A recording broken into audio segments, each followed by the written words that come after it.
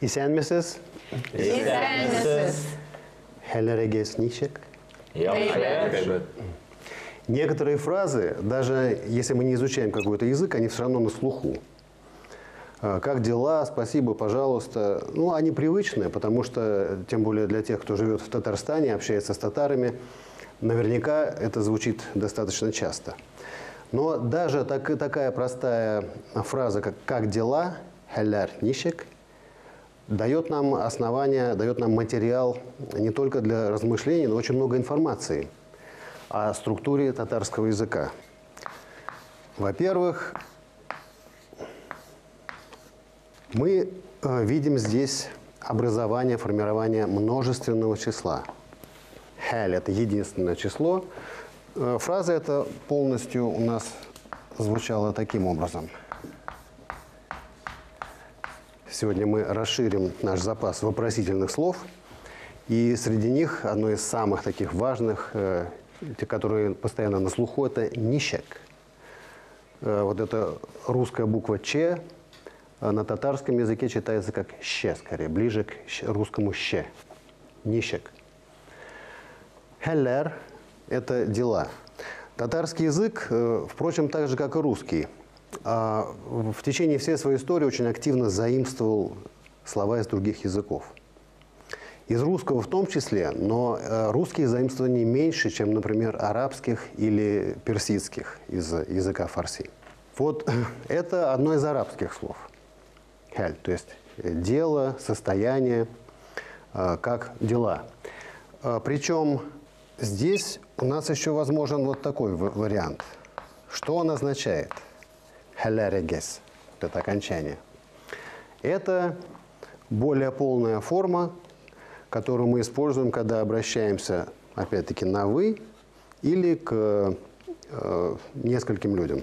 А в принципе это дает нам информацию о том, что в татарском языке очень важную роль играет способ формирования притяжательных вот этих структур. Мой, твой и так далее. В отличие от русского языка, в котором достаточно притяжательного местоимения «мой, твой, наш, ваш», в татарском языке эти местоимения дублируются особым окончанием, которое присоединяется к существительному. Вот, в частности, «ваши дела», вот то, что это «ваши дела», мы понимаем не только по притяжательному местоимению, которого здесь нет, но и по самому окончанию. Сейчас на примере двух слов мы посмотрим, как формируются эти структуры. Здесь опять-таки работает закон сингармонизма, то есть особое окончание есть для твердого варианта и для мягкого. Например, слово «книга». Тем более, это первое, что приходит в голову, когда смотришь на такое изобилие татарских книг. Поневоле хочется их почитать. Татарский язык крайне фонетический. То есть все, что произносится, максимально отражается на письме. В частности, для фонетического комфорта иногда происходит чередование согласных. Поэтому, чтобы сказать «моя книга», мы используем слово «мой». Напомню, что родов в татарском нет. Но если мы будем произносить с окончанием звук «п», это будет не очень комфортно. Китапым как-то так некрасиво звучит. Поэтому произносится звонкий звук «б». Китабым. То есть «моя книга», мы понимаем, что это «моя книга», это такая опоясывающая структура. С одной стороны, у нас есть притяжательное местоимение, которое означает «мой», «моя», «мои». Это не имеет значения. Эта форма не меняется никак. Плюс вот такое окончание. Китабым уже понятно, что это «моя книга». Китаб понятно, что это такие твердые звучания. А если мы возьмем, например, слово «город», «шехер», Здесь уже мягкое звучание, мягкие гласные. Шехер. Поэтому окончание будет другим. То есть мой город минем шехерен.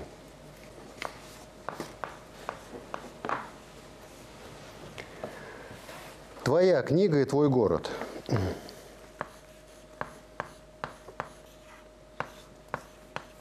Синянь китабен. Твой город шехерен. Его или ее, напомню, что это одно и то же слово, онен.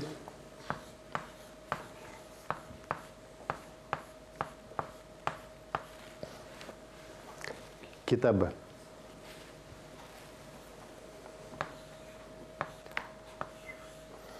Шехере. Наш, наша, наши. Безнен. Здесь будет окончание, знакомое нам по глаголам. Помните, первое лицо множественное число в глаголах с таким же окончанием. Китаба бес. Шехере бес. Хотел это использовать как иллюстрацию того, что слово персидского происхождения и вот этот звук, мягкое придыхательное «х», используется в основном в словах именно персидского происхождения. То есть есть такое твердое «х» и мягкое придыхательное. Ваше сезнен. И здесь вот эта форма, а в мягком варианте это то, что мы увидели здесь. И, наконец, они – это олар, а их, в смысле принадлежащее им, оларнен. Некоторые татары говорят «безнеки», «сизнеки». Это считается как ошибка, да? Нет, это форма, эмфатическая притяжательная форма. Это значит, когда я настаиваю, это мое. То есть, когда потом не обязательно должно следовать что-то, мое что-то, а просто это мое. Это говорят «минеки» или «синеки». Вот. Но это такая не самая употребительная. Вот, это основное правило. Значит, есть еще такой нюанс. Некоторые существительные ведь заканчиваются на гласный звук. Например, там, в одной из пословиц у нас встречалось слово «человек» – «кеше». Для благозвучия, для нашего комфорта добавляется буква, соответственно, звук «се», «кеше-се». Притяжательная форма в третьем лице добавляется «се», потому что уже некуда добавить, не добавишь же второе «е» за одним, хватит. Поэтому для благозвучия вставляется звук и, соответственно, на письме буква «се». А в первом лице, если кэше? Нет, это касается именно вот там, где для того, чтобы избежать вот этого повторения. Ну, в первом будет минем кишем. Да. Там, где требуется добавление «е» буквы, там подставляется «се». Это именно к третьему лицу относится. То есть твой человек будет синен кише. Кешень. Окончание у нас передается там, где основа, то есть корень, заканчивается на согласный звук, мы вынуждены добавлять гласный. Если гласный у нас уже присутствует, то мы добавляем только согласный. В гласном необходимости нет. Но если у нас уже есть гласный звук, то для того, чтобы избежать дублирования гласного звука, мы подставляем Только Н. «се». Может, расклоняем его Да, давайте вот полностью. Вот, значит, прежде всего сами эти притяжательные местоимения, да? Минем, синен, онен, безнен, сезнен, оларнен. Оларнен. Моя книга Китабым, Китабым, китабе, то есть его книга или ее книга. Китабе без, китабе без и китабы тоже, когда речь идет об одной книге. Их И как книга. раз здесь ударения-то и блуждают, да? Да. И если это мягкий вариант, то шехерем, Китабугас. шехерен, шехере, шехеребез, шехерегез, шехере. А кеше? Кеше. Кешем, да. Кешем. Потому что здесь у нас достаточно только буквы М. Да? А ну это, да, это мягкий вариант. Соответственно, мы добавляем кешем, кешень. Здесь, чтобы не повторять Е, мы добавляем С. Кеше. Кешебез, кешегез. И здесь опять, то есть вот в этом месте мы добавляем С. Там, где корень заканчивается. Анын кешесе. То есть аларнен кеше се. Да. Біздің кішілері біз.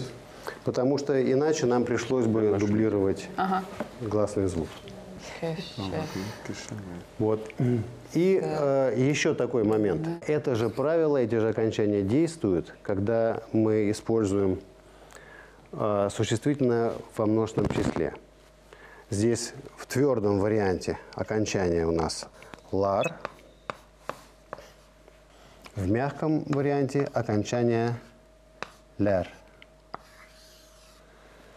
То есть города шехерлер. И, то есть мои города шехерлерем. То есть в этом как раз и проявляется смысл вот этого агглютативной структуры. Каждая форма играет только одну роль. В отличие от русского, где одно и то же окончание, оно может указывать и на число, и на какой-то падеж. Здесь каждый элемент говорит только об одном значении. Либо указывает на число множественное, либо на соответствующий падеж, либо на принадлежность. Вот. Но в предложениях это будет, наверное, более понятно. Что касается образования множественного числа, в основном используются вот такие окончания. Лар, лер. За исключением группы слов существительных, которые заканчиваются на звуки и, соответственно, на буквы М, М, Н и Н. Почему? Опять-таки для фонетического комфорта. После этих звуков очень неудобно, некомфортно произносить «л». Поэтому, например, улица, урам. Чтобы образовать множественное число, мы вместо «л» используем звук и, соответственно, букву «н». Урамнар.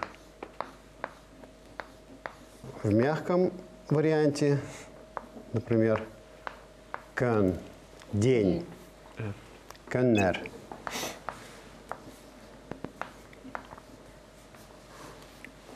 Вот это мы сейчас взяли просто как такую обзорную общую картину, но сами падежи и формы, глагольные формы, они начинают играть, начинают приобретать смысл только в сочетании с другими словами, то есть в предложениях. Поэтому это просто общая картина, чтобы понимать саму концепцию вот этих притяжательных окончаний. Потому что это то, чего нет в русском языке. Еще раз повторю, что основной принцип здесь – дублирование смысла притяжательности. То есть недостаточно просто притяжательного местоимения, мой, твой и так далее. Требуется еще присутствие вот этого указателя на принадлежность в конце существительного, как окончание существительного. Допустим, как будет моя улица? Это минем, урамным. Да, значит, улица у нас вот до сюда, урам, урамым, урамым. Если мои улицы, то урамнарым.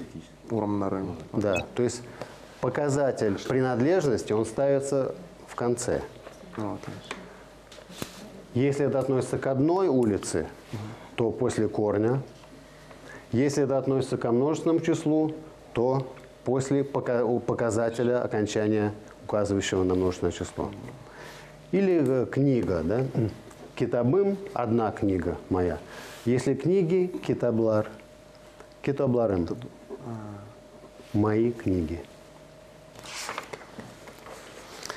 Вот. Ну, собственно, пока мы ознакомились с этой концепцией принадлежности и как она проявляется и в соответствующих местоимениях, и в окончаниях, которые присоединяются после существительных. Это только начало, конечно.